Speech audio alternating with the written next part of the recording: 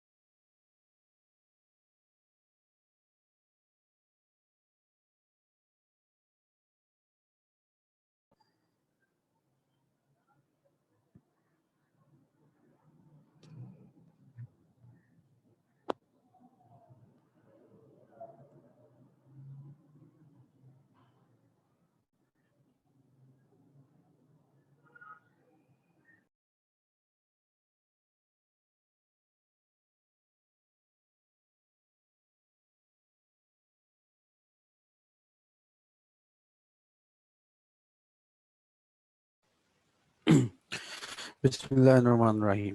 अस्सलाम वालेकुम। हमने जो टॉपिक स्टार्ट किया हुआ है इसमें हमने देखा था कि एक कंपनी फर्दर शायद जो कैपिटल है उसको कैसे राइज करती है आफ्टर जो इनिशियल पब्लिक ऑफरिंग है। इसने इस चैप्टर में हमने ये भी देखा था कि आफ्टर रीडिंग सेक्शन नंबर 83 हमें कोई कंसेप्ट क्लियर नहीं हुआ था कि कैसे और क्यों और कब कंपनी जो है अपना शेयर कैपिटल इंक्रीज कर लेती है।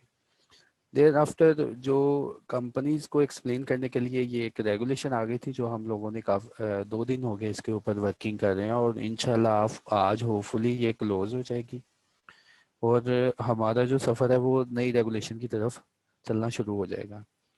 तो बड़ी अच्छी तरह यार मैंने तो समझाया था कि इन वजूहात की वजह पे डायरेक्टर्स जो होते हैं वो फर्दर शेयर इशू कर सकते हैं और मैंने क्लियर कर दिया था कि डायरेक्टर क्यों बैंक से लोन नहीं लेते, क्यों डिबेंचर्स की तरफ नहीं जाते, क्यों इसी तरीके कार की तरफ आ जाते हैं कि हमने जो शेयर कैपिटल है उसको इंक्रीज करना है। और बहुत अच्छी तरह मैंने तुम्हें ये गाइडलाइन प्रोवाइड कर दी थी बिल्कुल एक एग्जांपल देके कि अगर हमारा कोई बिजनेस है हमने उस बिजनेस को प्रमोट करना है और उसकी पावर हमें मेमोरेंडम ऑफ एसोसिएशन में दी हुई है कि तुम लोग पाकिस्तान में कुछ भी कर सकते हो लॉफुल अपने पर्पस को अचीव करने के लिए, लेकिन यार कुछ करने के लिए तो पैसा चाहिए ना।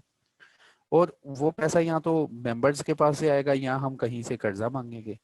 तो मैंने कहा था बहुत चीप फाइनेंसिंग होती है और ऐसी फाइनेंसिंग होती है जिसके ऊपर जो है हमें मंथली टेंशन नहीं होती कंपनी को कि यार फिक्स सरचार्ज जो है वो हमारे पास है। अभी तो प्रोजेक्ट भी नहीं स्टार्ट हुआ, प्रोजेक्ट के कैश फ्लोज जो है वो कल कला को जाके पता नहीं आते भी हैं कि नहीं, क्योंकि अभी तो ख्वाब ही सोचे हैं ना। तो वो कंपनी के लिए एक सुख का सांस हो जाता है कि एग्जिस्टिंग मेंबर्स जो हैं वो प्रोजेक्ट में हिस्सा डाल लें या उनकी इजाज़त से कुछ नए मेंबर हम अपने साथ ले आए। तो उसके लिए ये हमने रेगुलेशन स्टार्ट की थी और मैंने तुम्हें पढ़ाया था कि ये इन रेगुलेशन को जब भी कोई एससीसीपी रेगुलेशन इशू करता है ना वो हमेशा यार हवाला देता है सेक्शन नंबर 152 का कि यार मैंने कुछ नहीं किया, मेरी जिम्मेदारी लगाई है सेक्शन नंबर 152 ने कि जब भी इन जो बॉडी कॉर्पोरेट हैं जो रजिस्टर और जो इसके स्कोप में ऑपरेट कर रही हैं उनको रेगुलेट करना है तो इस सेक्शन का हवाला दे के कोई भी कानून बना लेना। उसने कहा ये कानून पढ़ने हैं तुमने सेक्शन नंबर 83 के साथ मिला के, फिर फिर जो है तुम्हें अच्छी समझ आएगी कि क्या होने जा रहा है। तो उसके बाद मैंने कहा था कि कंपनी जो है फर्दर कैपिटल के किन किन वे से इंक्रीज कर सकती है। राइट शेयर हमें अंडरस्टैंडिंग हो गई थी कि राइट के थ्रू भी शेयर्स जो है इंक्रीज हो जाती है। राइट शेयर्स पे हमेशा जो है जो एग्जिस्टिंग मेंबर्स हैं उन्हीं का हक है कि अगर कंपनी इस काबिल हो गई है कि वो कुछ और सोच रही है, कुछ सोच रही है, नया प्रोजेक्ट सोच रही है, तो एग्जिस्टिंग मेंबर्स का ही पहले हक है कि उनसे ही पूछा जाए कि आप इस प्रोजेक्ट में हिस्सा डालें। देयर आफ्टर अगर वो रिजेक्ट करते हैं या कुछ छोड़ देते हैं, या अगर सारे के सारे मेंबर्स ये रजामंद हो जाएं स्पेशल रेजोल्यूशन में कि जो भी अब नया शेयर इशू होगा वो बाकी अवाम के लिए होगा, हम उसमें हिस्सा नहीं डालेंगे, तो उसको कहते हैं अदर देन राइट शेयर। तो इसके ऊपर भी डिटेल में जो है रेगुलेशन मौजूद है, और इसमें लॉ ने तो क्लियर बता दिया कि जब भी ये कुछ होगा तो स्पेशल रेजोल्यूशन ही पास हो गई। और इवन के उन्होंने इन रेगुलेशन में, कल हमने ये भी देखा था कि उन्होंने बताया था कि आप लोगों ने ना जब भी ये रेजोल्यूशन पास करनी है, क्योंकि ये स्पेशल रेजोल्यूशन है, और हमने कंपनीज एक्ट में भी पढ़ा था कि स्पेशल रेजोल्यूशन जाती है जब, तो स्पेशल रेजोल्यूशन के साथ सारे मटेरियल फैक्ट्स और किन बुनियादों पर आपने ये पास करवानी है, कंपनी को क्या फ़ायदा है, वो सब चीज़ें बतानी है। तो लॉ ने कह दिया कि उन चीज़ों के साथ कम अज़ कम ये चीज़ें भी बतानी है जो कि हमने कल देखी थी, कि जब भी एक स्पेशल रेजोल्यूशन पास होगी तो उसके लिए जो नोटिस बनेगा इस रेजोल्यूशन के लिए, जो फर्दर शेयर इशू कैपिटल होगा, कि उसके नोटिस में क्या क्या आना है। तो कल का दिन सारा हमने इसके ऊपर लगाया, बिल्कुल एक एक पॉइंट को बड़ी अच्छी तरह हमने क्लियर किया। तो इंशाल्लाह आज पक्का ये क्लियर हो जाएगा, ये रेगुलेशन जो है ये क्लियर हो जाएगी हमारी। Further issue other than right, तो ये देखो उन्होंने कहा था कि जब भी मीटिंग करवानी है उसका नोटिस में तुमने क्या क्या लिखना है, और ये इतनी लंबी चौड़ी चीज़ें उसने कहा था कि नोटिस में जो मेंबर्स आएंगे ना उन सबको बता देना। उसके बाद उसके बाद कमीशन से भी ये इजाज़त लेनी है, तो उसका भी डिटेल में हमने कल कवर अप कर लिया था। आज हमने पढ़ना है फर्दर शेयर कैपिटल का, further issuance of share capital. अब हमारे पास दो टॉपिक रह गए, हमने कवर कर लिया राइट का, हमने कवर किया कल अदर देन राइट का, फिर हमने कवर किया था बोनस का, कि ये तीन वे से जो है ना कंपनी का शेयर कैपिटल इंक्रीज हो सकता है।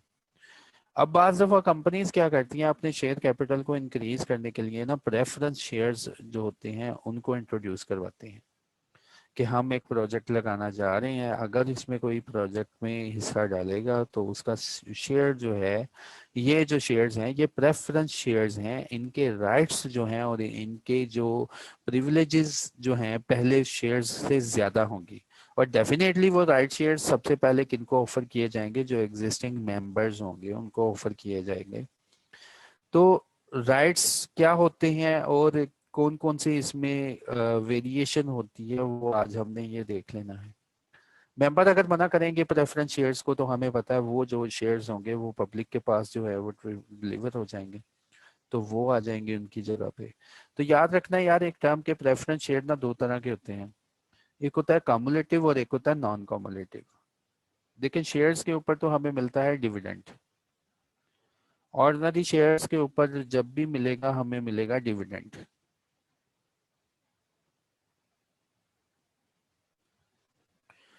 ऑर्डिनरी शेयर्स के ऊपर डिविडेंड मिलेगा। और आप लोगों ने मेरे साथ पढ़ा था डिविडेंड का चैप्टर, कि डिविडेंड हमेशा कंपनी के ऑर्डिनरी प्रॉफिट से देना है, अगर कंपनी को कहीं और से फायदा हुआ है तो उसमें से डिविडेंड अनाउंस नहीं करना। तो डिविडेंड कब अनाउंस किया जाएगा, जब कुछ बच बुच जाएगा, ठीक है, कुछ सरप्लस होगा तो उसमें से फिर इनकी बारी आती है। सबसे पहले हमें पता है ना, हम अकाउंटिंग के स्टूडेंट हैं, कि इनकम स्टेटमेंट बनती है, इनकम स्टेटमेंट में से हमने सारे सेल होती है, फिर सीजीएस, फिर उसके बाद जितने एक्सपेंसेस होते हैं वो लेस होते हैं, वो लेस होने के बाद प्रॉफिट आता है, फिर हमने इंटरेस्ट पे करना होता है, यानी कि हमने वहीं पे कर देना है डिबेंचर होल्डर्स को। इंटरेस्ट पे करने के बाद हम लगाते हैं टैक्स का रेट, क्योंकि ये वो कमाई है जो कंपनी की कमाई है। टैक्स का रेट लगने के बाद हमारे पास होती है अर्निंग। अर्निंग में से लेस करते हैं सबसे पहले इंटरेस्ट। इंटरेस्ट लेस करने के बाद हमारे पास आ जाता है अर्निंग बिफोर टैक्स। इस अर्निंग बिफोर टैक्स के ऊपर लगता है टैक्स। फिर हमारे पास आ जाती है अर्निंग आफ्टर टैक्स। अब जब ये अर्निंग आफ्टर टैक्स आ जाती है तो फिर ये बिल्कुल पाक अर्निंग होती है, बिल्कुल साफ अर्निंग होती है। इसको हम इकट्ठा कर सकते हैं अपने एक्यूमुलेटेड प्रॉफिट्स में। तो जब प्रेफरेंस शेयर इशू हो जाते हैं फिर दोबारा एक मसला क्रिएट हो जाता है कि ये अर्निंग पाक नहीं रहती। वो प्रेफरेंस शेयर्स वाले शोर में जाएंगे, वो कहेंगे कि भाई जी हमें पहले क्लियर करो, बाद में इस अर्निंग को इकट्ठा करना। तो प्रेफरेंस शेयर्स वाले जो होते हैं उनको फिर उनका पहले सोचा जाता है। अर्निंग आफ्टर टैक्स के बाद प्रेफरेंस शेयर्स वाले मैदान में आ जाते हैं। तो अर्निंग आफ्टर टैक्स अगर कंपनी के पास प्रेफरेंस शेयर होल्डर्स हैं ना, तो वो यहाँ से क्लेम करते हैं प्रेफरेंस शेयर होल्डर का डिविडेंड। इनको भी मिलता डिविडेंड है, क्योंकि अगर प्रॉफिट बचा तो इनको मिलेगा। तो सुनना, प्रेफरेंस जो शेयर होते हैं, ऐसे प्रेफरेंस शेयर्स ऐसे प्रेफरेंस शेयर्स जिनमें लिखा होता है कि कंपनी के पास यार अगर कुछ बचा तो तुम्हें पे किया जाएगा, ऐसे प्रेफरेंस शेयर्स को कहते हैं नॉन कॉमुलेटिव प्रेफरेंस शेयर्स। अगर कुछ बचा तो तुम्हें पे किया जाएगा, तो इसका मतलब अब ये कुछ बच गया ना, तो जब भी डिविडेंड अनाउंस होगा पहले इनको डिविडेंड दिया जाएगा।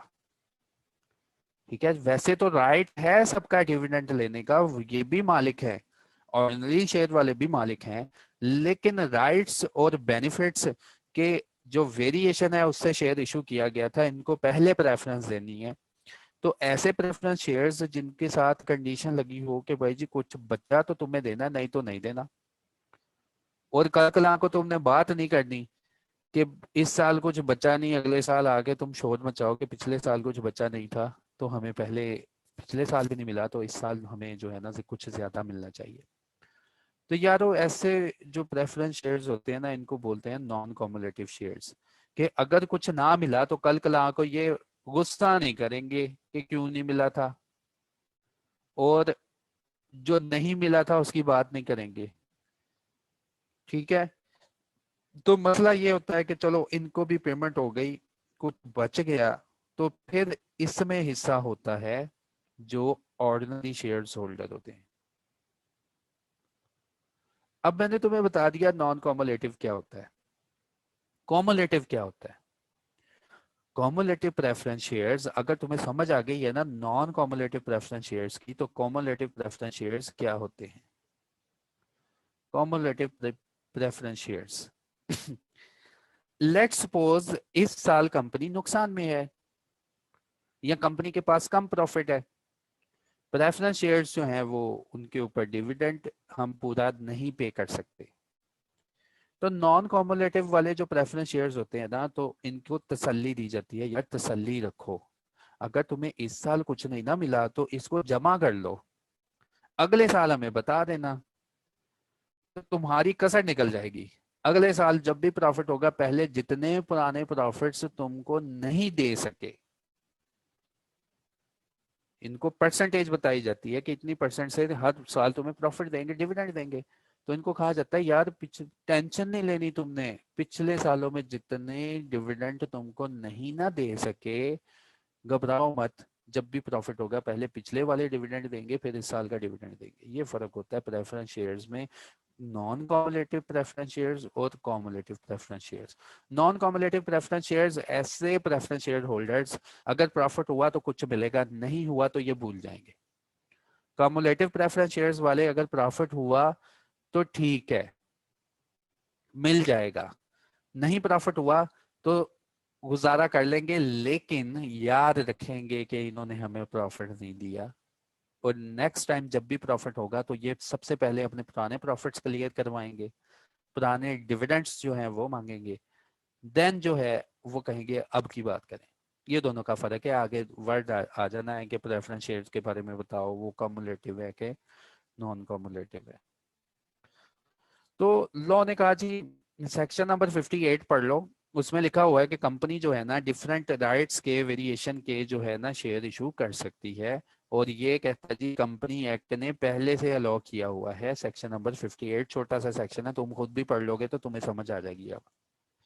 तो उसने कहा जी सेक्शन जो है 58 ने बताया था कि कंपनी जो है ना शेयर इशू कर सकती है subject to different rights and variation में। तो उन्होंने कहा जी ये हो सकता है अगर ये वाली जो बिलो फॉलोइंग कंडीशंस हैं इनको फुलफिल किया जाए।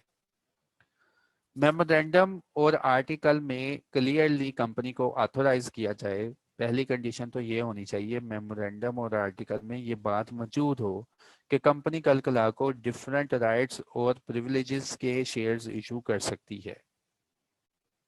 फिर उसके बाद प्रेफरेंस शेयर्स कभी भी पार वैल्यू से डिस्काउंट पे इशू नहीं होंगे।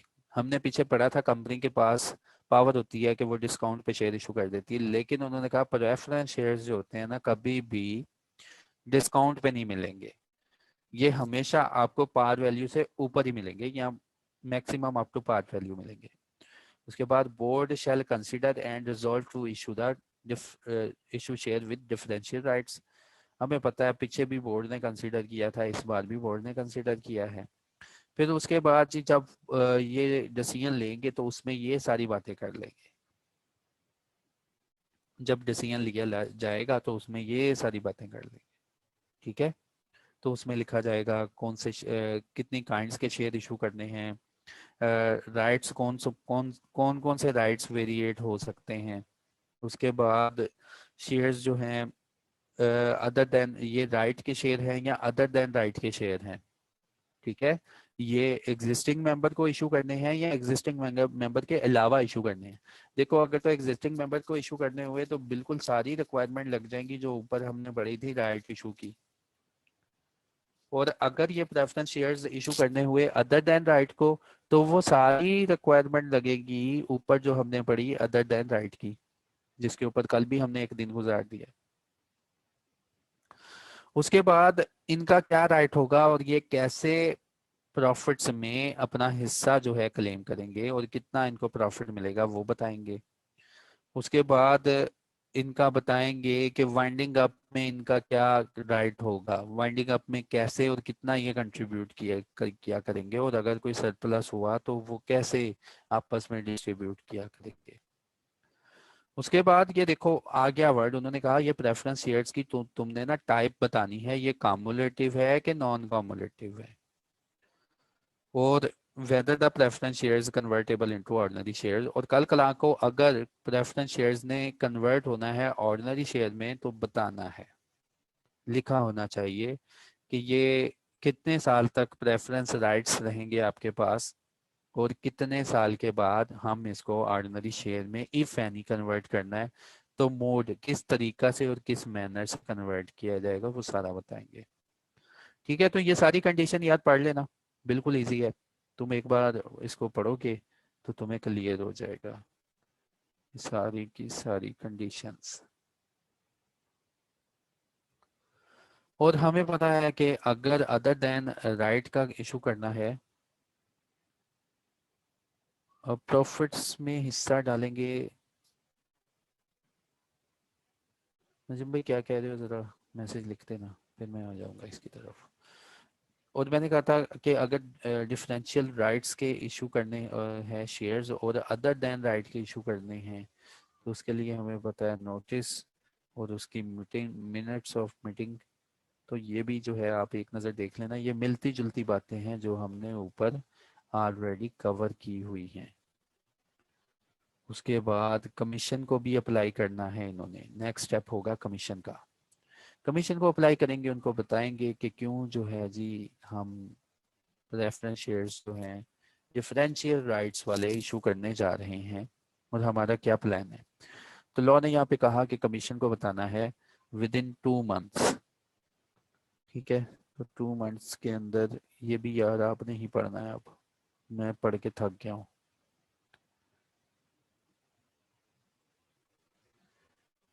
तो खुद अगर लिखा हो कि प्रेफरेंस शेयर्स जो हैं, अब मैं सच में नहीं थक गया, वैसे ही कह रहा हूँ कि ये यार अब तुम कर सकते हो, ठीक है, क्योंकि आपने 2 दिन गुजारे मेरे साथ जो है इस रेगुलेशंस के ऊपर, जो हमने सारी डिटेल में पढ़ी ऊपर, वही मिलती जुलती बातें अब नीचे आएंगी, तुम्हें कोई मसला नहीं होगा।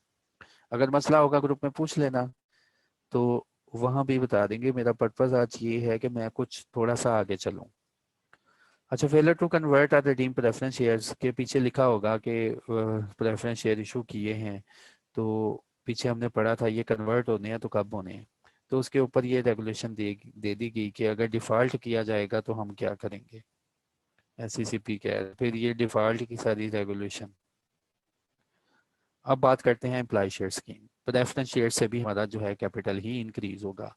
अब है एम्प्लॉय शेयर स्कीम, लास्ट जो है इस रेगुलेशन में। एम्प्लॉय शेयर स्कीम क्या होती है? Employ share scheme is an agreement और an arrangement under which a company can issue shares to its employees or employees of the associated company। ये employ share scheme ऐसी scheme होती है जिसमें company जो है अपने एम्प्लॉयज को शेयर इशू करती है। अपने एम्प्लॉयज को कहती है कि अगर आप हमारे एम्प्लॉयज हो सॉरी, अगर आप हमारे एम्प्लॉयज हो तो, और आपने कुछ स्पेसिफिक पीरियड हमारे साथ गुजारा हुआ है, तो कंपनी कहती है घबराने की जरूरत नहीं, आप कंपनी के नौकर नहीं, आप कंपनी के मालिक हैं, लेकिन वो मालिक बनने के लिए आपको कुछ पैसे देने पड़ने हैं। तो कंपनीज अपने एम्प्लॉयज को बाज दफा शेयर्स इशू कर देती हैं, और वो बिल्कुल एक प्रॉपर वे से शेयर इशू किए जाते हैं, क्योंकि वो एम्प्लॉयज शेयर स्कीम के थ्रू अप्रूव होती है स्कीम, और उस स्कीम के थ्रू एम्प्लॉयज को शेयर बेचे जाते हैं डिस्काउंट के ऊपर। तो एम्प्लॉय शेयर स्कीम जो होती है उससे एम्प्लॉयज जो हैं फायदा उठाते हैं, उनको ये फीलिंग आती है कि हम इस कंपनी के अब नौकर नहीं, इसके मालिक भी बन गए हैं। तो एम्प्लॉयज के शेयर स्कीम का भी ऑटोमेटिकली इम्पैक्ट यार यही जाना है कि अवाम ने शेयर सब्सक्राइब करने हैं, तो तुम्हारा शेयर कैपिटल इंक्रीज होना है। तो इसके ऊपर भी वो सारे तरीकाकार जो हमने ऊपर पढ़ लिए हैं कि एम्प्लॉयज जो हैं, तो पहले तो ये स्पेशल रेजोल्यूशन होनी चाहिए, फिर तुम्हारे आर्टिकल में लिखा होना चाहिए, फिर एम्प्लॉयज सिर्फ वो होने चाहिए जो कि पे रोल के ऊपर हों, ठीक है। फिर तुमने बताना है इसके बाद कि वो एम्प्लॉयज किसके हैं, होल्डिंग कंपनी के हैं, सब्सिडरी के हैं, कि डायरेक्टर ऑफ द कंपनी है, इन एक्सक्लूडिंग नॉट डायरेक्टर, ये किसको शेयर इशू कर रहे हो।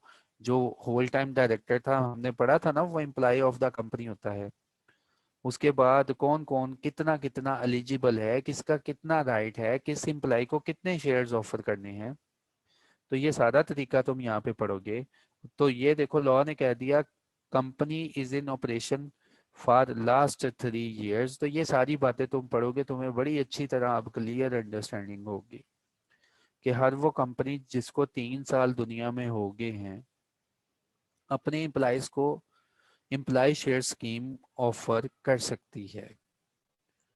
फिर उसके बाद सारी कंडीशन के कंपनी देखे जी, कंपनी ने कभी डिफॉल्ट ना किया हो फाइनेंशियल स्टेटमेंट फाइलिंग का, कंपनी ने कभी डिफॉल्ट ना किया हो डिविडेंड देने का, फिर कंपनी ने कभी डिफॉल्ट ना किया हो, किसी एम्प्लॉय को सैलरी तो दे नहीं रही, अब उसको कहती है आ जाओ तुम मालिक बन जाओ, ठीक है। तो ये सारी यार रिक्वायरमेंट इंशाल्लाह, और मुझे पक्का यकीन है तुम पढ़ लोगे अब, और तुम्हें बहुत क्लियर अंडरस्टैंडिंग होगी। तो ले जी, मैंने क्लोज कर दिया इसको, अब तुम खुद पढ़ लेना कि एम्प्लॉय शेयर स्कीम होती क्या है, इसका नोटिस वगैरह, ये सारी यार वही बातें रिपीट हो रही हैं। और आई डोंट थिंक सो कि मुझे दोबारा जो है इसके ऊपर वही बातों को रिपीट कर करके पढ़ाना चाहिए। ये सारी बातें इंशाल्लाह बहुत अच्छी तरह तुम एक नज़र देख लेना यार, इसको बिल्कुल क्लियर होगा। तो लेट्स सी हमने क्या पढ़ा। हमने कंक्लूड आज किया कि डायरेक्टर्स जो होते हैं उनके पास इख्तियार है, वो कंपनी का कैपिटल इंक्रीज कर सकते हैं। क्यों इंक्रीज कर सकते हैं, लेक्चर के स्टार्ट के पहले भी बताया, उसके बाद ये देखो डायग्राम बना बना के मैंने हर चीज़ को यहाँ पे एक्सप्लेन किया। तो ये था जो हमने पढ़ा कि companies further issuance of share capital, ये रेगुलेशन है हमारे सिलेबस में, और इस रेगुलेशन को मिला के पढ़ना था सेक्शन नंबर 83 के साथ। तो इस रेगुलेशन में उन्होंने बताया कि कंपनीज की क्या पॉसिबिलिटीज हो सकती हैं, कैसे वो शेयर कैपिटल इंक्रीज कर सकती हैं। तो होपफुली आपको बड़ी अच्छी और क्लियर अंडरस्टैंडिंग इसकी मिली होगी। अब हमारा नेक्स्ट टॉपिक क्या है?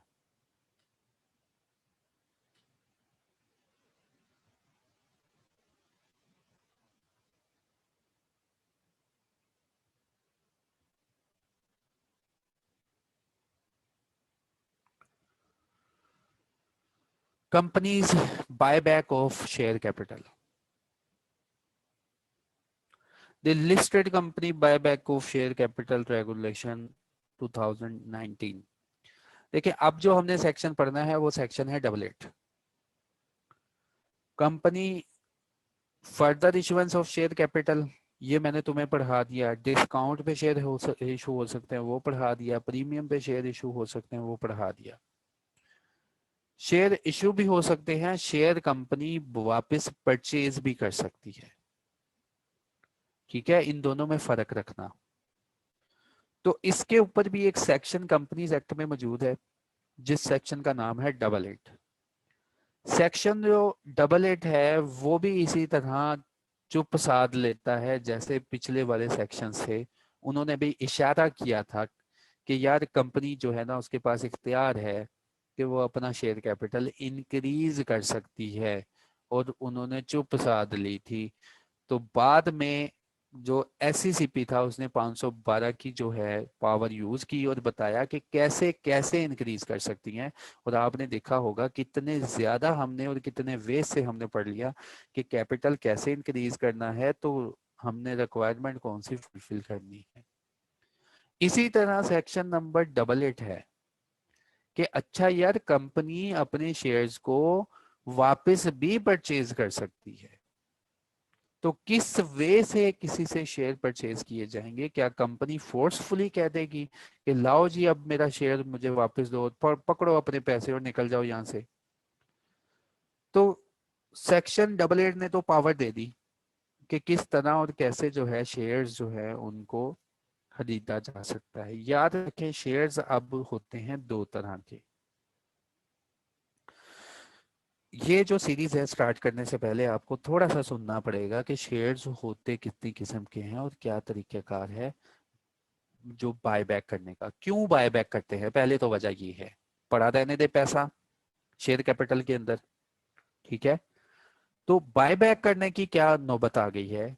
कंपनी कहते हैं बाज दफा डायरेक्टर्स अगर और शेयर होल्डर्स आपस में स्पेशल रेजोल्यूशन कर ले कि यार कंपनी के पास सरप्लस पैसा है, पैसा जो है कहीं इन्वेस्ट नहीं हो रहा, फजूल पड़ा हुआ है, और जितनी इन्वेस्टमेंट लगनी थी लग गई है, सरप्लस पैसा लगा हुआ है और डिविडेंड्स इतने जनरेट नहीं हो रहे। बात को फॉलो कर रहे होंगे आप कि कंपनी ने, डायरेक्टर ने तो, ये यार तस्वीर बना देता हूँ।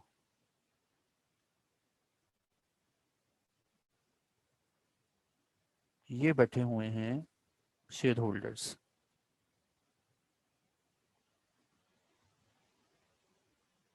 होपफुली सारे शेयर होल्डर्स बन जाते हैं और इसके बाल भी बना देते हैं, ये गंजा रह गया। ये बैठे हुए शेयर होल्डर्स, इनको जो पावर दी हुई है, शेयर होल्डर्स ने इन लोगों को पावर दी है, डायरेक्टर्स को। ये सारी अवाम इकट्ठी हो गई, डायरेक्टर की जान खाना शुरू हो गई, यार तुमको इतने ज्यादा बिलियन के हिसाब से हमने पैसे दे दिए, डिविडेंड तुम जो है वो हमें 4 आने 5 आने अनाउंस कर रहे हो, तो वजह क्या है? इतने पैसे पड़े हुए हैं, लगाओ इसको कहीं पे। डायरेक्टर के पास जो जितनी ऑप्शन थी, जितना पैसा लगाना था, लगा चुके हैं। अब डायरेक्टर इन लोगों को समझाते हैं, भाई पैसा हमारे पास ना फजूल पड़ा हुआ है, हमने जितने काम करने थे ना, मेमोरेंडम में लिखा था, हम कर चुके हैं, लेकिन पैसा फिर भी पड़ा हुआ है। तो अवाम की तरफ से क्या आवाज आएगी? वो पैसा वापस दे दो। ठीक है, पैसा अगर तुम्हारे पास इतना ही फालतू पड़ा है तो दो हमें, हमारा पैसा हम वापस चले जाते हैं, कहीं और इन्वेस्ट कर लेते हैं। अगर तुमने हमें ऐसे ही डिविडेंड अनाउंस करना है, तो फिर लॉ कहता है तुम लोग आपस में बैठ के ना स्पेशल रेजोल्यूशन पास कर लो। तुम लोग आपस में बैठ के स्पेशल रेजोल्यूशन पास कर लो कि तुम लोग कंपनी में बाय बैक ऑफ शेयर करना चाहते हो। बाय बैक ऑफ शेयर्स क्यों करेंगे और कैसे करेंगे कि अगर कंपनी के पास सरप्लस पैसा मौजूद होगा, अगर कंपनी के पास सरप्लस पैसा मौजूद नहीं है ना, तो कंपनी कभी भी सोच भी नहीं सकती कि मैं बायबैक ऑफ शेयर कर सकती हूँ। क्योंकि अगर कंपनी बायबैक ऑफ शेयर्स करने जा रही है ना, तो इसका मतलब ये जो बेचारे क्रेडिटर्स हैं, ये बड़े बालों वाले, इन्होंने तो कंपनी को कर्जा दिया होगा ना, सबसे पहले तो ये शोर मचा देंगे कि इतने अमीर हो गए हो तुम, अपने शेयर्स ही परचेज करना शुरू कर दिए हैं, लाओ हमारे पहले पहले पैसे वापस दो। ठीक है, तो क्रेडिटर्स जो होते हैं वो भी शोर मचा देते हैं कि फाइनेंशियल स्टेटमेंट्स में तो इतने पैसे नजर नहीं आ रहे और तुम अपने शेयर मेंबर्स को कह रहे हो लाओ वापस शेयर दे दो, पैसे ले जाओ, बड़े पैसे पड़े हैं। तो लाजमी याद रखना, जब भी कंपनी के पास सरप्लस पैसा पड़ा होता है और वो यूटिलाइज नहीं हो रहा होता, जो प्रोजेक्ट लगने थे लग चुके हैं, अब वो पैसा एक्सेसिव है, उसका कोई यूज नहीं हो रहा, तो लॉ कहता है वो पैसा यार लोगों को वापस कर दो। ठीक है, तो खुद से नहीं वापस करना कि यार ये मोटा बैठा हुआ है, चलो जी उठो, अपने शेयर पकड़ो, हमें दो और निकल जाओ यहाँ से। ना यार, एक बिल्कुल लीगल वे है। स्पेशल रेजोल्यूशन पास करेंगे, स्पेशल रेजोल्यूशन में डिसाइड करेंगे कितना क्वांटम जो है हमने बायबैक करना है। ठीक है, कितने नंबर ऑफ शेयर्स हमने बायबैक करने हैं।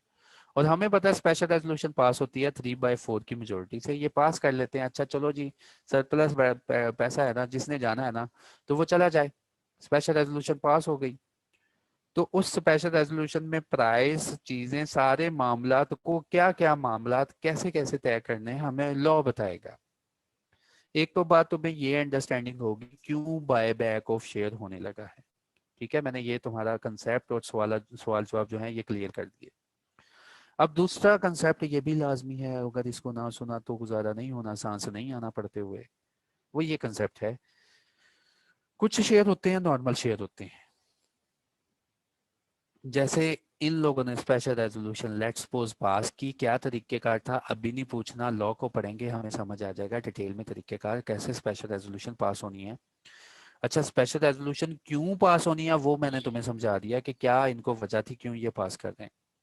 देयर आफ्टर शेयर्स दो तरह के होते हैं। ऐसे शेयर्स जिनको अपने मेंबर से परचेज किया जाएगा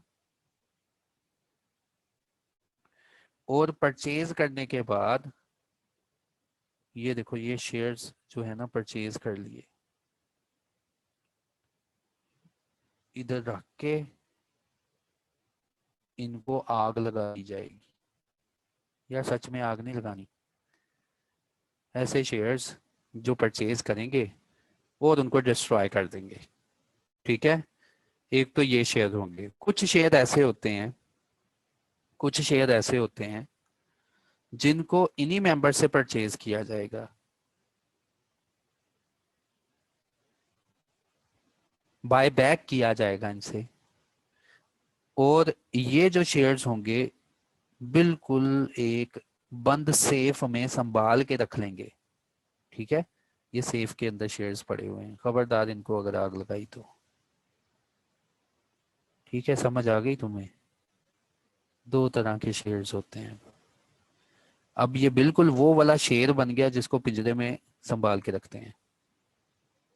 ठीक है, तो ये वो वाला शेर बन गया अब।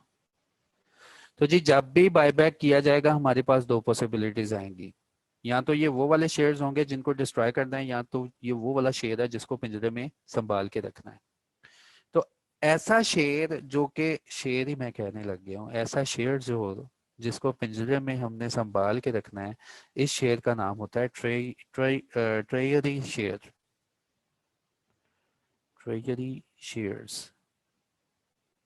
ठीक है, तो लॉ हमें बताएगा फिर कि जो डिस्ट्रॉय करना है उनको कैसे डिस्ट्रॉय करना है।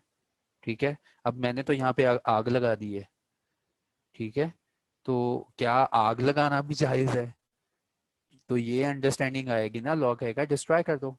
तो डिस्ट्रॉय कैसे करना है उसके बारे में भी बताएगा। उसके बाद ये जो पिंजरे में तुमने शेयर्स रखे हुए हैं इनको कहते हैं ट्रेजरी शेयर्स। तो ये ट्रेजरी शेयर्स जो है कितनी देर तक पिंजरे में रखने हैं, बाद में इनको आज़ाद कर देना है।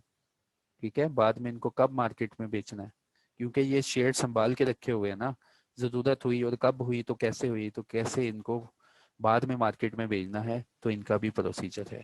तो यार ये आने वाली कहानी मैंने तुम लोगों के साथ शेयर कर दी कि क्यों हम ये टॉपिक पढ़ने लगे हैं और क्यों और कैसे और किस तरह बायबैक होना है। ये सारा मैंने तुम्हें ओवरव्यू दे दिया कि यार अब जो है ना हमारे साथ सीरीज में ये होने जा रहा है। तो होपफुली मैंने तुम्हारी अंडरस्टैंडिंग क्लियर कर दी कंपनीज बायबैक ऑफ शेयर की। तो सबसे पहले आए सेक्शन नंबर 88 पढ़ते हैं जो है कंपनीज एक्ट में कि कंपनी जो है अपने शेयर्स को बायबैक कर सकती हैं। उन्होंने कहा कि ये लॉफुल है फॉर द कंपनीज के लिए अगर कंपनी के मेमोरेंडम और आर्टिकल में लिखा हुआ है और कंपनी अगर स्पेशल रेजोल्यूशन पास कर लेती है तो कंपनी अपने आप ही अपने शेयर्स को परचेज कर सकती है कि किसी को ना बेचना, मुझे ही बेच दो shares. Share purchased by the company may, in accordance with the provision of this section and regulations, be either cancelled or held as treasury shares. ये शेयर्स जो परचेज किए जाएंगे, देखा वही बात हुई ना जो मैंने तुम्हें समझाई, वो या तो कैंसिल कर देंगे, खत्म ही कर देंगे उनका नामो निशान, या उनको संभाल के रखेंगे ट्रेजरी शेयर्स के तौर पे। Share purchase by an unlisted company, उन्होंने कहा ये ट्रेजरी शेयर्स जो होते हैं ना, ऐसे शेयर्स जिनको पिंजरे में संभाल के रखना है, ये सिर्फ और सिर्फ लिस्टेड कंपनी के शेयर्स होते हैं। किसी और कंपनी के शेयर कभी भी ऐसे इशू नहीं होते। ठीक है, तो याद रख लेना कि जो ट्रेजरी शेयर्स होते हैं ना, ये सिर्फ लिस्टेड कंपनी के पास होते हैं। प्राइवेट कंपनी और कंपनी, पब्लिक कंपनी, अनलिस्टेड जो कंपनी है, उनके पास ये कभी भी ट्रेजरी शेयर्स नहीं होंगे और ना वो इशू कर सकते हैं। उन्होंने कहा जब भी बायबैक होगा ना अनलिस्टेड पब्लिक कंपनी का और प्राइवेट कंपनी का, वो इन शेयर्स को कैंसिल कर देंगे and not be held as treasury shares, उनको कभी भी ऐसे सोने की तरह संभाल के नहीं रखेंगे। Purchase of shares shall be made duly only under authority of special resolution. देखा मैंने पहले कहा था ना कि ऐसे ही फोर्सफुली नहीं किसी को कह देना चलो उठो अपने शेयर बेचो और निकल जाओ यहाँ से। स्पेशल रेजोल्यूशन होगी, वहां पे सारे मामलात होंगे। अब वो रेजोल्यूशन कैसी होनी है, क्या मामलात होने हैं, इसने तो नहीं बताया, इसके ऊपर फिर रेगुलेशन पढ़नी पड़ेगी। तो purchase of share shall be made with in a period, फिर यहाँ से भी कंपनी एक्टर ने अपनी जान छुड़ा ली। उसने कहा यार मुझसे ना पूछो कि परचेज शेयर कैसे करने हैं, क्यों करने हैं, कितने पीरियड में करने हैं, कहता जाओ पढ़ लो रेगुलेशन को। उसके बाद proposal of board to purchase share shall on conclusion of board meeting, कहता है जी अगर बोर्ड, सबसे पहले हमें पता है ना कि डिसीजन मेकिंग बोर्ड के पास होती है, फिर वो प्लेस होती है मीटिंग के पास। तो बोर्ड जब ये सोच लेंगे ना कि यार पैसा ज्यादा है तो क्यों ना बायबैक कर लिए जाएं, तो कहता है जी लिस्टेड कंपनी है तो फौरन कमीशन को बताएगी, और अदर देन लिस्टेड कंपनी भी कमीशन को ही फौरन बताएंगी। लेकिन अगर लिस्टेड है तो उसी दिन वो कंपनी क्या करेगी, अपना डिसीजन, कंपनी के डायरेक्टर अपना डिसीजन कमीशन को और एससीसीपी को डिलीवर करेंगे। Purchase of share shall be made in cash, हमेशा पैसा देना है तुमने जब भी परचेज किए। ये नहीं कहना कि शेयर परचेज कर लिए, वो सोफे पड़े हैं कंपनी के वो उठा के ले जाओ, वो बिल्डिंग के शीशे हैं उतार के ले जाओ। तो लॉ ने कह दिया जी अगर तुमने बायबैक करना है ना तो हमेशा पैसों में और हमेशा तुमने प्रॉफिट से करना है, रिजर्व से करना है। यानी कि इसका मतलब हमें फिर समझ आ गया कि पैसा पड़ा है तो कहाँ पड़ा होगा, तुम्हारे पास प्रॉफिट्स ज्यादा हैं तो उनमें से देना है जब भी तुमने इशू करना है। सरप्लस पैसा जितना भी होगा उसमें से देना है। फिर उन्होंने कह दिया यार तुम ना बच्चों को एक बात बताओ, तुमने अभी एक लेक्चर पढ़ाना है रिडक्शन ऑफ कैपिटल का। Bye back of share law ने सबको बता दिया, क्रेडिटर्स को समझा दिया। यहाँ पे ना एक तसल्ली दी है क्रेडिटर्स को, ये बहुत बड़ी तसल्ली दी है। जब तुम मेरे साथ पढ़ोगे ना रिडक्शन ऑफ कैपिटल इंशाल्लाह। तो तुम्हें पता चलेगा कि रिडक्शन ऑफ कैपिटल क्या होती है और कैसे एक कंपनी अपना कैपिटल रिड्यूस करती है। तो लॉ ने कहा बाय बैक ऑफ शेयर का हरगिज मतलब नहीं है वो वाला लेक्चर जो अभी तुम्हारे उस्ताद ने पढ़ाना है। तो बाय बैक का अब लॉ ने कहा कैंसलेशन ऑफ शेयर करना यहाँ पे बिल्कुल मतलब नहीं होगा रिडक्शन ऑफ शेयर कैपिटल का, जो कि सेक्शन नंबर 89 में मौजूद है और इंशाल्लाह हम वो अगले हफ्ते स्टार्ट कर लेंगे। तो लॉ ने क्लियरली यहाँ भी डिफाइन कर दिया कि बिल्कुल कैंसलेशन ऑफ शेयर्स क्रेडिटर्स आप लोगों को जो है सोचने की फिक्र करने की जरूरत नहीं, क्योंकि ये रिडक्शन ऑफ कैपिटल नहीं हो रहा। उसके बाद share held by the company as treasury shares, उन्होंने कहा ट्रेजरी शेयर्स को तब तक संभाल के रखना जब तक ये नीचे वाली कंडीशंस पूरी ना हो जाएं। और कहता है जी जब तुम ट्रेजरी शेयर्स को संभाल के रखोगे तो जितने भी इनके एंगेज्ड वोटिंग राइट्स होंगे वो सारे सस्पेंड हो जाएंगे, क्योंकि जब एक शेयर पकड़ के पिंजरे में डाल दिया तो यार उसकी क्या औकात। तो कहता है जी जितने भी ट्रेजरी शेयर्स हैं जो तुम्हारे पिंजरे में बंद हैं, तो अगर इनके बाद कोई मीटिंग हो रही है और वो ट्रेजरी शेयर्स लॉ हमें मुद्दत बताएगा ना जो परचेज करके हम बंद करके रख लेंगे, तो लॉ कहता है इनकी वोटिंग राइट सस्पेंड हो जाती है। वोटिंग राइट होती है लेकिन तब ये बहाल हो जाती है जब ये दोबारा बिकते हैं।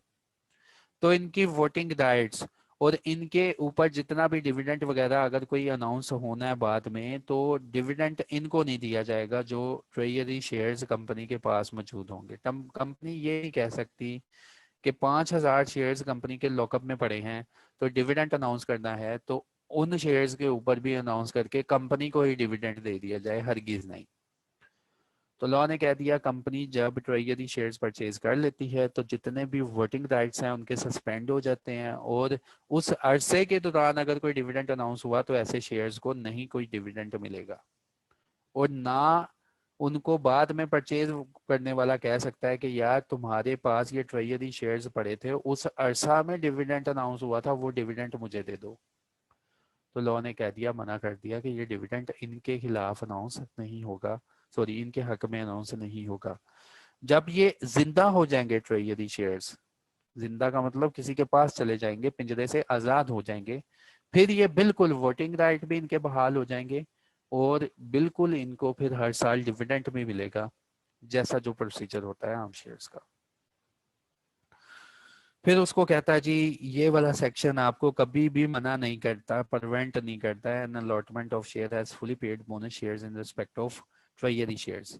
कल कला को शेयर्स पड़े हुए हैं ट्रेजरी शेयर्स, अगर आपके पास फिर सरप्लस बचता है तो कहता है जी ट्रेजरी शेयर्स को एज अ बोनस शेयर्स अपने मेंबर्स को उठा के दे देना, क्योंकि बोनस शेयर्स में तो हमने नए शेयर क्रिएट करने हैं ना, उन मेंबर्स को देने हैं। तो बोनस हमने कहाँ से इशू करना है, शेयर प्रीमियम से। जब शेयर प्रीमियम से हमने उन्होंने कहा जी आपने शेयर अनाउंस करने हैं ना तो यही शेयर उठा के दे देना, तुम्हें मैं मना नहीं करता। फिर उसको बाद कहता है जी payment of any amount payable on redemption of treasury shares as are redeemable. अगर ये ट्रेजरी शेयर्स रिडीमेबल है, इसका मतलब है ट्रेजरी शेयर्स ने किसी अरसे के बाद खत्म होना है, तो इनकी पेमेंट भी कहता है जी पे कर देना, उसके लिए भी मना नहीं किया। Board shall recommend to the member purchase of shares, board हमेशा जो अपना डिसीजन अभी तो ऊपर डिसीजन लिया था अब मेंबर्स को अपना डिसीजन सुना देंगे। डिसीजन क्लियरली स्पेसिफाई करेगा कि क्या परचेज करना है और क्यों परचेज करना है, कैंसिल करना है कि होल्ड करना है, परचेज प्राइस क्या होगी, पीरियड क्या होगा, और सोर्स ऑफ फंड क्या होगा, और जस्टिफाई करना है कि क्यों हम चाहते हैं कि परचेज कर ली जाए, और इस परचेज का कंपनी की फाइनेंशियल हेल्थ पे क्या असर होगा वो भी बता देना है। तो ये सारी बातें बोर्ड बताएगा। फिर ये जो है सेक्शन जो है चुप हो गया, यार कौन सी प्राइस, ठीक है, कितने नंबर ऑफ शेयर्स और कैसी जस्टिफिकेशन। जस्टिफिकेशन में तो ये तो नहीं ना यार चुप कर जाओ हमें पता है, हमने जस्टिफाई कर दिया कि बस जी हमने परचेज करना है। तो इन सारी बातों को क्लियर करने के लिए रेगुलेशन आई है। उसके बाद where purchase of shares has been made under this section. Law कहता है जब आप परचेज ऑफ शेयर्स कर लेंगे, यानी कि इस सेक्शन को अप्लाई कर लेंगे, इसका मतलब ये सेक्शन अप्लाई होगा, ऑटोमेटिकली रेगुलेशन अप्लाई हो गई। तो company shall maintain a resistor of shares, company एक अपने पास रजिस्टर्ड नवा परचेज करेगी, उसमें क्या लिखेगी, उस रजिस्टर में लिखेगी, रजिस्टर में लिखेगी जी शेयर्स सो परचेज, के कितने शेयर्स हमने परचेज किए, और and enter therein the following particulars, और उन शेयर्स के सामने जो परचेज करेगी पर्टिकुलर्स लिखेगी। Number of shares purchase, consideration paid, mode for purchase, के ये क्या तरीकेकार था जिसकी वजह से परचेज किए गए, कैंसल कब किए गए और री इशू कब किए गए। कैंसल हमें पता है, अगर आम शेयर है तो उसको तो हमने जला देना है, कैंसिल कर देना है, और अगर दूसरा शेयर है उसने री इशू हो जाना है। Number of bonus shares to be issued in respect of treasury shares, वो ट्रेजरी शेयर्स जो कि बोनस शेयर्स की मद में दिए गए, तो कितने दिए गए। और नंबर ऑफ ट्रेजरी शेयर्स, फिर ट्रेजरी शेयर्स जो तुम्हारे पिंजरे में बंद थे, अगर उनको तुमने डिस्ट्रॉय किया तो कैसे किया। अगर कोई वायलेशन करोगे तो ये देखो सबसे बड़ी पेनल्टी का लेवल लेवल 3 लग जाएगा। ठीक है, तो यार ये था सेक्शन नंबर 88, जिसमें हमने बहुत सी वेग इंफॉर्मेशन ले ली। वेग इंफॉर्मेशन मतलब कि इसने हल्का सा गाइडलाइन प्रोवाइड की, लेकिन ये बिल्कुल नहीं बताया कि कैसे करो तो क्यों करो, और क्या तरीकेकार होना चाहिए। ये सेक्शन था 88। अब हम चलेंगे रेगुलेशन की तरफ।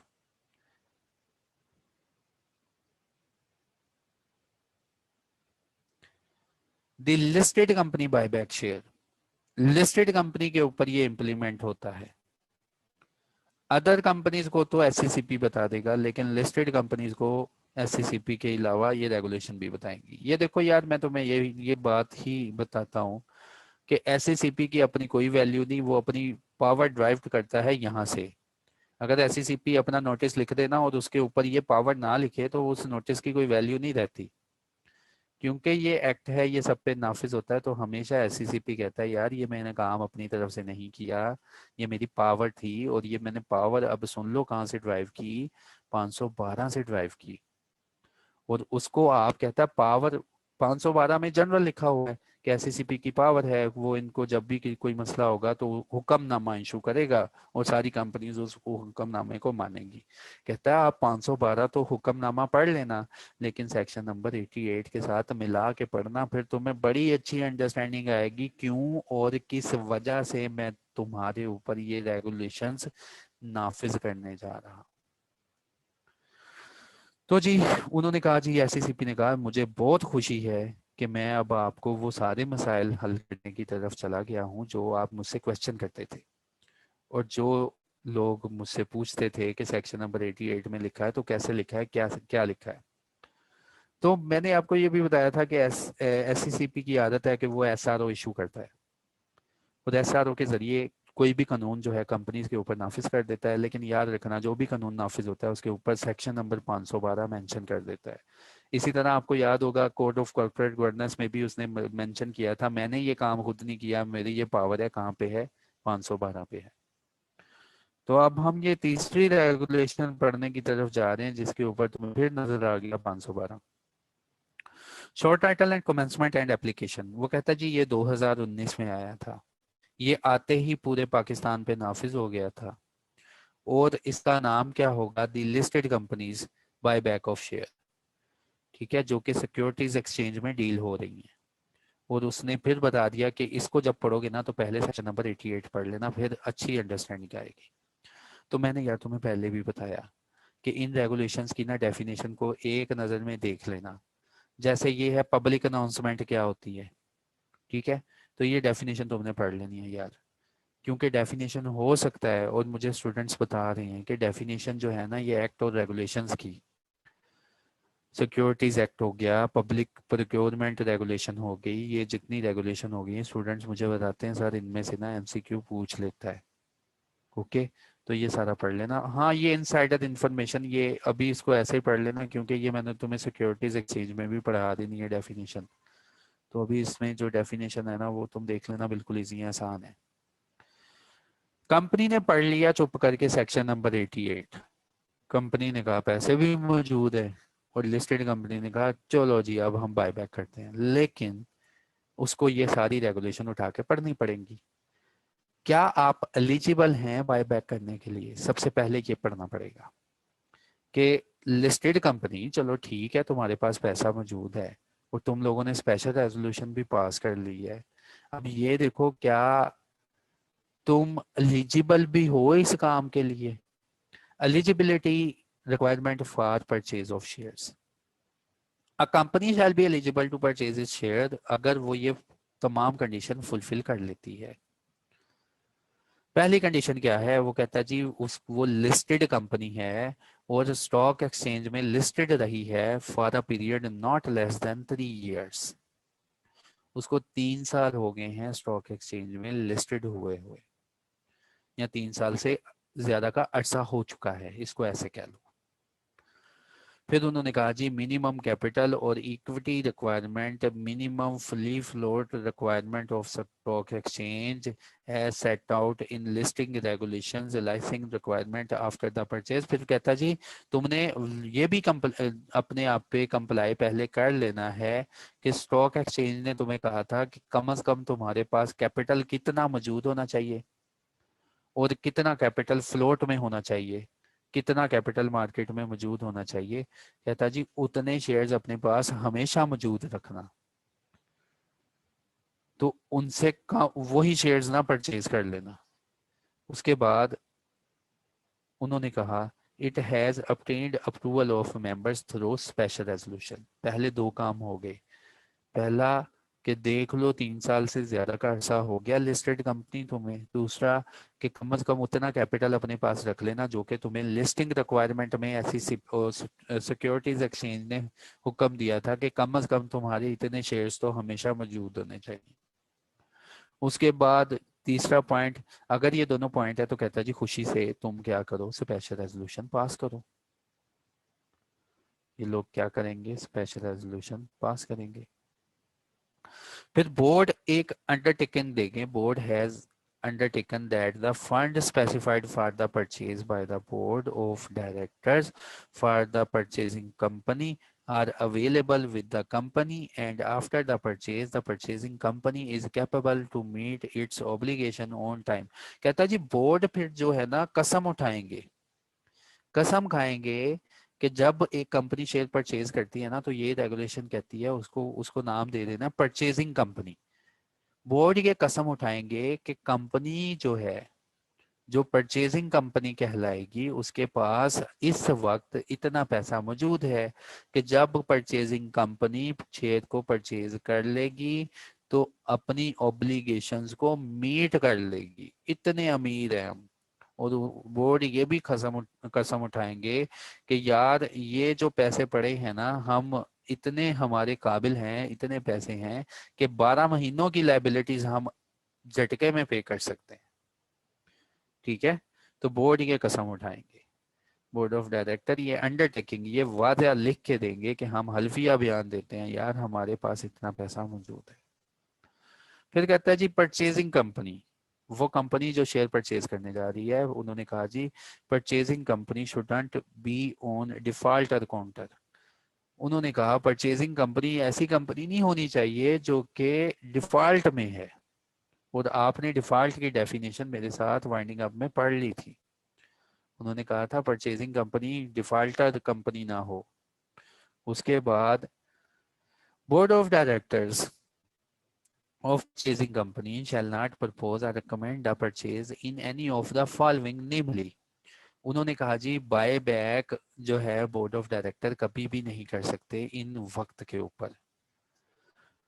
अच्छा जी, कोर्ट में है वाइंडिंग अप प्रोसीडिंग और आप इशू कर दें बाय बैक कि हमारे पास पैसा ही बहुत है, अभी कोर्ट में फैसला अनाउंस नहीं हुआ, कोर्ट में पिटीशन चली गई है कंपनी को वाइंड अप कर दो। और हमने तो ये पढ़ा था ना वाइंडिंग अप में कि वाइंडिंग अप कंपनी की वहीं से स्टार्ट हो जाती है जब कोई पिटीशन कर देता है कि वो कंपनी को वाइंड अप करो, तो उसी तरीके से वाइंडिंग अप शुरू हो जाती है। A scheme of arrangement compromises reconstruction, merger, demerger is approved by the board unless the purchase is a part of such arrangement compromise. कहता है जी अगर कंपनी किसी अरेंजमेंट में है ना, कोई कंप्रोमाइज हो रहा है या कंपनी किसी के साथ मर्जर में जा रही है, तो लॉ कहता है कि आप कभी भी बायबैक ऑफ शेयर्स पहले नहीं करेंगे। हाँ, अगर आपकी स्कीम ही यही थी, मर्जर की रिक्वायरमेंट ही यही थी कि पहले अपने शेयर्स जो एक्स्ट्रा हैं उनको बायबैक कर लो, तो लॉ कहता है जी आप जो हैं वो बायबैक कर लेंगे। उसके बाद a public offer for acquisition of shares for the purchasing company under the, फिर उन्होंने कहा जी पब्लिक ऑफर कैसे करनी है, वो बच्चों को पढ़ा देना सिक्योरिटीज एक्ट। तो पब्लिक को ऑफर कैसे करनी है सिक्योरिटीज एक्ट में पढ़ेंगे, ठीक है, इंशाल्लाह पढ़ेंगे। Before the expiry of 6 months from the date of an earlier annual general meeting in which the purchase was disapproved by the members, तो कहता है जी एक एजीएम हुई थी जिसमें ना आपने प्रपोजल दिया था बायबैक करना चाहिए और मेंबर्स ने वो रिजेक्ट कर दिया था, मेंबर वो बायबैक रिजेक्ट कर चुके हैं, तो दोबारा बोर्ड ने डिसाइड कर लिया बायबैक करना है, तो बोर्ड को कहा सोचना ना 6 महीने तक बायबैक करने का, क्योंकि एक स्पेशल रेजोल्यूशन पहले भी हो चुकी थी, उसमें फैसला ये आ गया था बायबैक नहीं करना। तो बोर्ड को कह दिया जी 6 महीने दोबारा एक्सपायर होने दो, शायद मेंबर भूल जाएं दोबारा आ जाएं और दोबारा जो है फैसला जो है तुम्हारे हक में हो जाए, बायबैक कर सकते हो। प्रोसीजर फॉर परचेज क्या होगा, देखो पब्लिक ऑफर का प्रोसीजर क्या होगा वो सिक्योरिटीज एक्ट में जाके पढ़ेंगे। अब याद रखना, वहां पे मैं तुम्हें याद बात करवाऊंगा कि यार तुमने पढ़ा था ना उधर, आ जाओ अब मैं तुम्हें इधर तरीका बताता हूँ। हाँ, लेकिन परचेज करने का तरीकाकार क्या होगा कि आप पब्लिक कंपनी के डायरेक्टर सड़क पे खड़े हो जाएंगे, शेयर्स बेच दो, शेयर बेच दो, ऐसा कोई मामला हो जाएगा। Procedure for purchase, general meeting in which the special resolution is to be passed shall be held not later than 30th day of the date of meeting of board in which the purchase is recommended। पहले उन्होंने कहा जो general meeting जिससे special resolution approve करवानी है ना, वो with in 30 दिनों के अंदर अंदर तुमने करवानी है, जिसमें डायरेक्टर्स जो हैं अपना प्रपोजल पेश करेंगे, जो डायरेक्टर ने रिकमेंड किया वो पेश करेंगे। तो लॉ कहता है ऐसी मीटिंग जो है जिसमें डायरेक्टर का प्रपोजल पढ़ना है ना, वो विद इन 30 डेज के अंदर करवानी है। Purchasing company shall make public announcement, लेकिन याद रखना पब्लिक अनाउंसमेंट कैसे करनी है, जो सिक्योरिटीज एक्ट हमें बताएगा, ठीक है। तो पब्लिक कंपनी फिर उन्हीं सिक्योरिटीज एक्ट को पढ़ के ना फिर ये पब्लिक अनाउंसमेंट करेगी। With in 2 working days of passing of special resolution, special resolution अगर यहाँ से पास हो गई ना, 3/4 ने कह दिया हाँ जी डायरेक्टर जो है बड़े सच्चे हैं, बड़े पक्के हैं, इनकी बातों पे हमें इत्मीनान है, तो 3/4 की मेजोरिटी से रेजोल्यूशन ये अप्रूव हो गई कि वाकई हमारे पास सरप्लस है और ये जो पैसा जो है ट्रैप है इसको आज़ाद करो ताकि हमारी फाइनेंशियल पोजीशन बेटर हो जाए। तो उन्होंने कहा जी परचेजिंग जो कंपनी है वो पब्लिक अनाउंसमेंट ऐसे ही करेगी, और जैसे कि सिक्योरिटीज एक्ट में लिखा है, और within 2 working days from the date of passing special resolution. फिर उसके बाद तीसरा पॉइंट उन्होंने बोला board of director of purchasing company, ये कंपनी जो अपने शेयर परचेज करेगी उसको कहते हैं परचेजिंग कंपनी।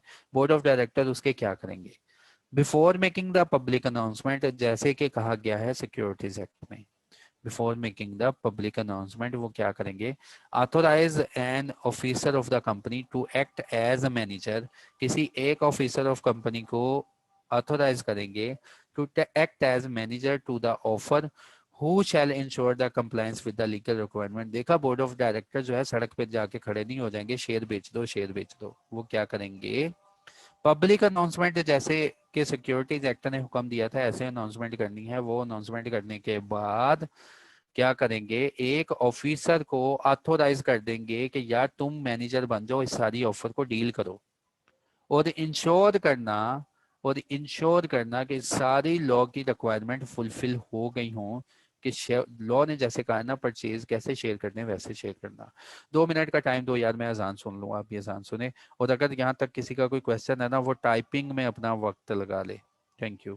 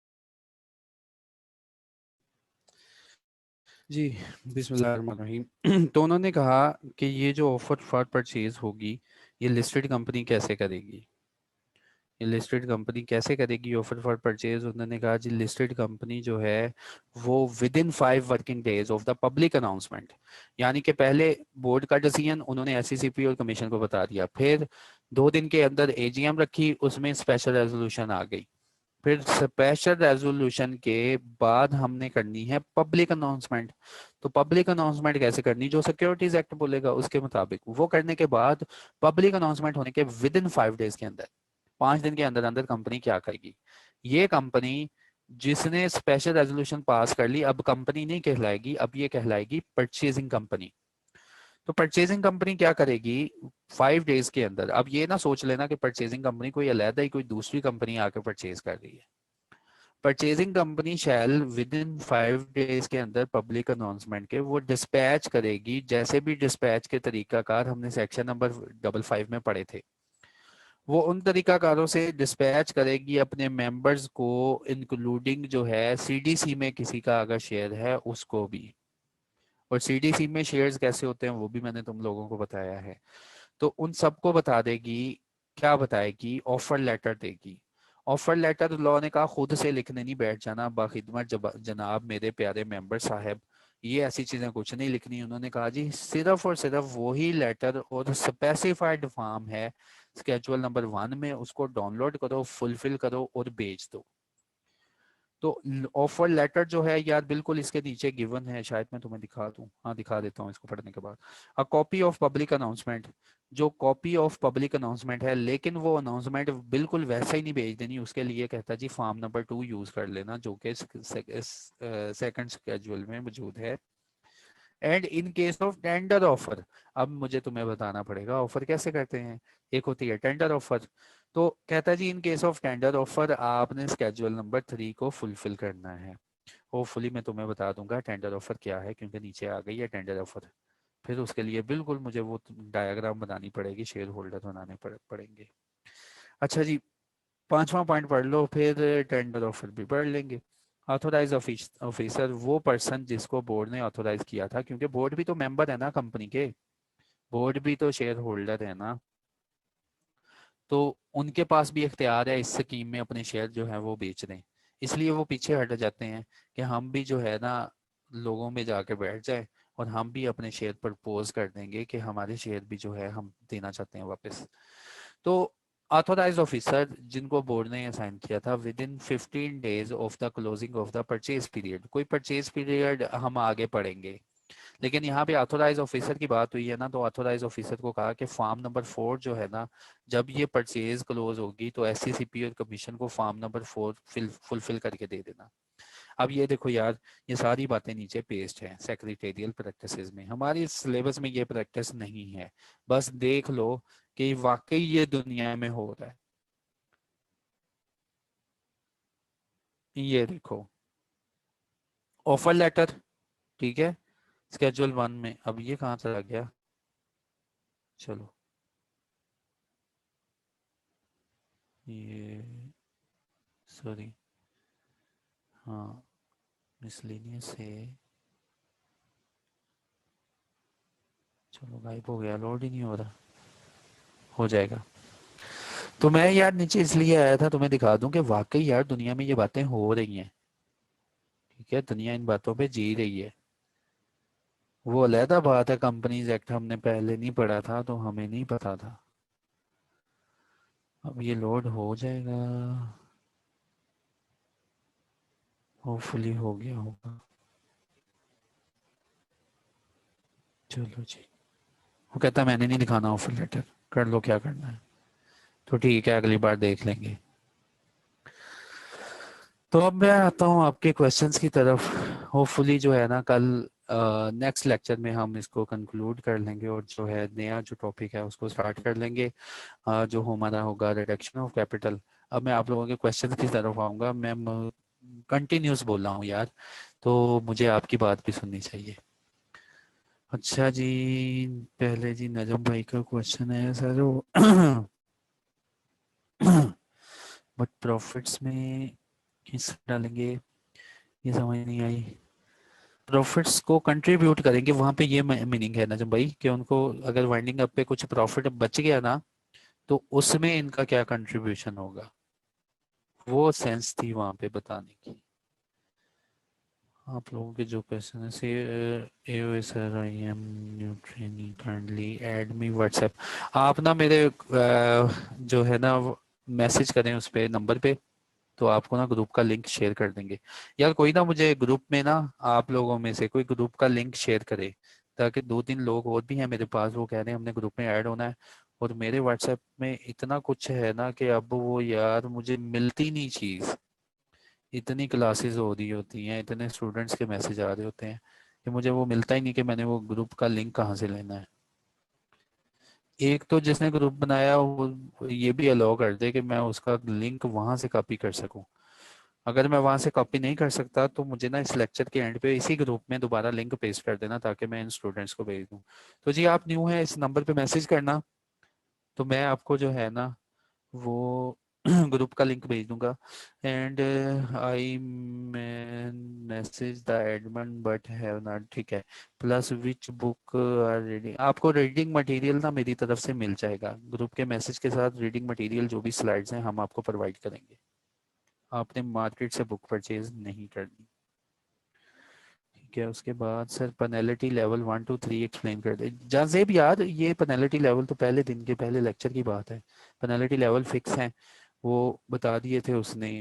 जो है ना हमारा कंपनीज एक्ट है, तो दोबारा जो है ग्रुप में, बल्कि पेनल्टी लेवल वो डाटा में भी पड़े होंगे। जो डाटा मैनेज कर रहा है ना ये हमारी स्लाइड्स का, उस पर्सन ने उसमें भी पेस्ट किए होंगे। उसके बाद सर प्रॉफिट में ये तो मेरे ख्याल से मैंने कर दिया। सर किस कॉमन ग्रुप है लॉ के लिए, सिर्फ कोई कॉमन ग्रुप है लॉ? हाँ जी है लॉ के लिए कॉमन ग्रुप। मुझे ना इस नंबर पे मैसेज करना, आपको अब मुझे लिंक मिल जाएगा इनकी तरफ से, वो मैं आपको भेज दूंगा। माशाल्लाह उसमें पहले तो मेजोरिटी इतनी ज्यादा थी, एक पुराना ग्रुप वो उसकी लिमिट ही एक्सपीड हो गई थी। Sir what is SRO? यार तुम्हें समझाता हूँ एसआरओ क्या है, चलो 10 मिनट है इस पे लगा लें हम। यार पाकिस्तान में ना बल्कि दुनिया में ये होता है, लॉ ऐसे बनता है। ये होती है पार्लियामेंट, इसमें वही लोग जाते हैं जिनके वोट को हम इज्जत देते हैं। ठीक है, ये बैठे होते हैं यहाँ पे।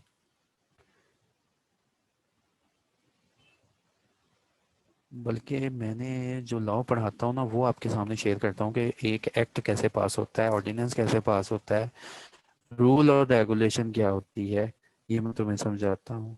मैंने डायग्राम बनाई हुई है, 1 मिनट। हाँ स्क्रीन शेयर उसके साथ करूँगा, 1 मिनट यार, मुझे वो स्लाइड ओपन करने दो। स्लाइड में ओपन करता हूँ, उसके ऊपर मैं डायग्राम बनाई हुई है कि कैसे एक एक्ट पास होता है, ऑर्डिनेंस पास होता है, फिर उसके बाद ये रूल्स क्या हैं, रेगुलेशन क्या हैं। मुझे खोलने दो जरा, companies act, law, contract act, hopefully इसमें होगा। नहीं इसमें नहीं, तो इसमें तो लाजमी होगा फिर।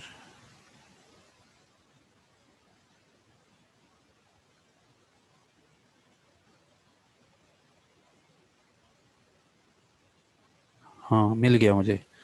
शेयरिंग जो है इसको चेंज कैसे करना है, इस तरह करना होगा,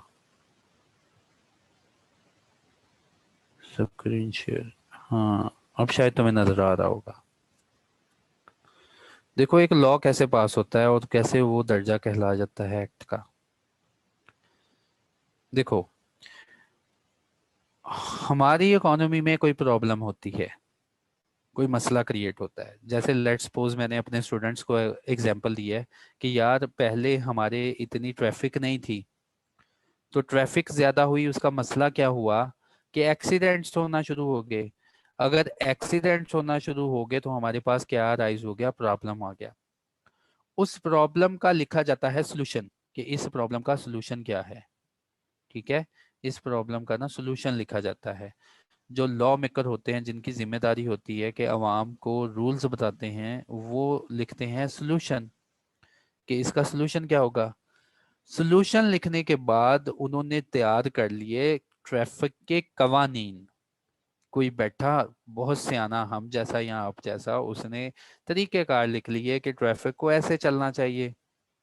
जब उसने ये रूल लिख लिए सारे के सारे, एक किताब लिख ली, तो कोई रूल को मानेगा? कोई भी नहीं मानेगा। वो कहेगा जाओ यार, कौन से रूल लेके आ गए हो हमारे सामने, कोई भी नहीं मानेगा। वो ट्रैफिक रूल्स एक रूल बुक की शक्ल में हम पेश करते हैं पार्लियामेंट के सामने, अगर पार्लियामेंट मौजूद होती है तो। पार्लियामेंट जो है वो वहां पे मौजूद होती है, और वो होते हैं हमारे नुमाइंदे।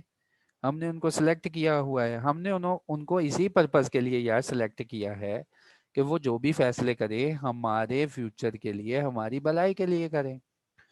उन्होंने उस रूल बुक को पढ़ा, उस रूल बुक के ऊपर अगर उन्होंने ठप्पा लगा दिया ना ये पास का, तो ये रूल बुक, ये कवानीन फिर बन जाते हैं एक्ट। एक्ट का मतलब होता है कि ये एक ऐसा कानून बन गया है जिसको सबने मानना है, अगर ना माना तो फाइन हो सकता है। अब तुम मुझे ये बताओ, ट्रैफिक का जो एक्ट है अगर उसकी खिलाफ वर्जी करते हो तो तुम्हें नीला सा चालान मिलता है ना? क्यों मिलता है? तुमने उन कवानीन की खिलाफ वर्जी की। तो इसी तरह एक्ट एक बनता है। इसी तरह यार हमारा बना है कंपनीज एक्ट। देखो कंपनीज एक्ट क्या क्यों बना? बिजनेस था, कमर्स थी हमारे पास। कमर्स में प्रॉब्लम क्या आ रही थी? चोरियां हो रही थी। देखो ऐसे लोग काफी थे जो पैसा लेके भाग जाते थे, या ऐसे डायरेक्टर काफी थे जो सपने दिखा के और उन सपनों का कत्ल कर देते थे। ठीक है, तो ये थी हमारे पास प्रॉब्लम। उस प्रॉब्लम का फिर सॉल्यूशन लिखा गया। सॉल्यूशन क्या लिखा गया? पूरा डिटेल में कंपनी एक्ट लिखा गया। वो कंपनी एक्ट की कोई अहमियत नहीं थी जब लिखा गया। उस कंपनी एक्ट को लिखने के बाद जब पार्लियामेंट के सामने पेश किया तो वहां हंगामा हो गया। हम देखते ही है ना आज पार्लियामेंट में बड़ी हंगामा आई हुई, तो ये हो गया वो हो गया, तो वहां हंगामे हो जाते हैं क्योंकि वो पढ़े लिखे नहीं होते। अच्छा जी, तो वहां पे हंगामा राई होगी। फिर एट लीस्ट उनको अकल आ गई, उन्होंने इसको पास कर दिया। जब वो पास हो जाता है तो वो दर्जा कहला जाता है एक्ट का। फिर ये एक्ट नाफिज हो गया सारी की सारी कंपनीज के ऊपर। अब तुम्हें एक्ट की समझ आ गई, एक्ट ऐसे बनता है। अच्छा, अगर पार्लियामेंट इन सेशन ना हो, पार्लियामेंट मौजूद ना हो, पार्लियामेंट दो तरह से ये पाकिस्तान में मौजूद नहीं होती। पहला तो नेचुरल वे है कि इलेक्शन हो रहे हैं तो पार्लियामेंट मौजूद नहीं होती। दूसरा एक नेचुरल वे है कि पाकिस्तान में मोस्टली मार्शल लॉ लग जाता है, तो उसकी जगह फिर हेड ऑफ स्टेट बच जाता है। हेड ऑफ स्टेट पीछे बच जाता है। और हेड ऑफ स्टेट जो होता है वो या तो सदर होता है या जिसने मार्शल लॉ लगाया होता है वो होता है। अगर ये rule book head of state के सामने रख दी गई, क्योंकि पार्लियामेंट मौजूद नहीं थी लेकिन मुल्क में लॉ एक बनाना था, हेड ऑफ स्टेट किसने उसको पास किया, तो वो जो भी बनेगा वो एक्ट नहीं बनता, वो बनता है ऑर्डिनेंस। इसीलिए 2001 में ना हेड ऑफ स्टेट मौजूद था, मुशर्रफ मौजूद था, तो उसके सामने इनकम टैक्स के रूल रखे गए। उसको वो रूल पसंद आ गए कि वाकई पाकिस्तान की अमीर आवाम से इस तरह चंदा इकट्ठा करना चाहिए। तो उसने उन रूल्स को वो पास किए थे हेड ऑफ स्टेट ने, इसलिए इसका नाम रख दिया गया ऑर्डिनेंस।